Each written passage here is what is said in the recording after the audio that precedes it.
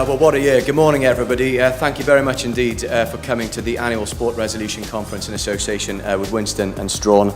Sport is now news. Every single one of those stories was as much front page news as it was back page news over the past 12 months. My plea today is not to punish the innocent, but to take their records away.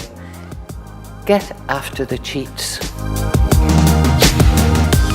Before that, though, an athlete who won an incredible 16 Paralympic medals, breaking 30 world records in the process, and is making just as much of an impact off the track. I'm really committed to this because I don't want people to have a miserable experience. Elite sport is tough and it's challenging, but I think we can do an awful lot better than we're currently doing. I focused everything around my career and I sacrificed family, friends and other things, which I look back on. At the time I thought I needed to do that to be the best that I could be. And I was also, as I mentioned before, I was aware of retirement would come at some point, and I wanted to prepare for that phase. Before you know it, a couple of back injuries later, a shoulder injury later, and I'm, in tears at home thinking, where do I go from here, because I'm not going to make the Olympic Games again.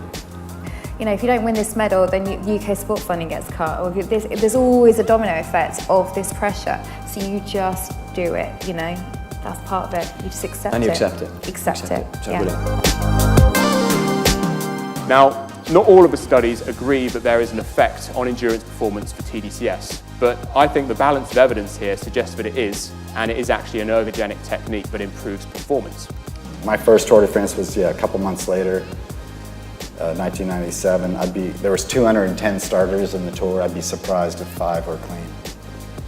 No, don't worry. I've changed all my Twitter, my social media profile to 3 times Olympic medalist. And anybody knows me on social media, I will be ramming that down for a long time and be living that up because I want to enjoy that moment because I've missed out on that for so long.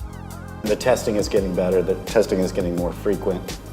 But they need to do more tests. They need to have better tests. And they need to work on education.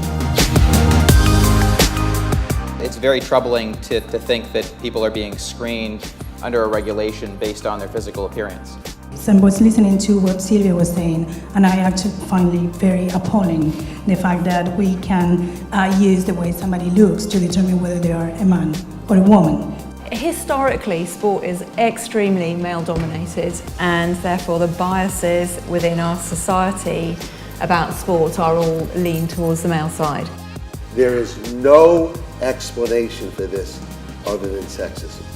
It goes on and on. You walk into a bookshop, that everything's colour-coded, sport is blue for boys, princesses are pink for girls. You cannot escape it. If a 5-year-old knows that sport is sexist, we have a massive entrenched problem.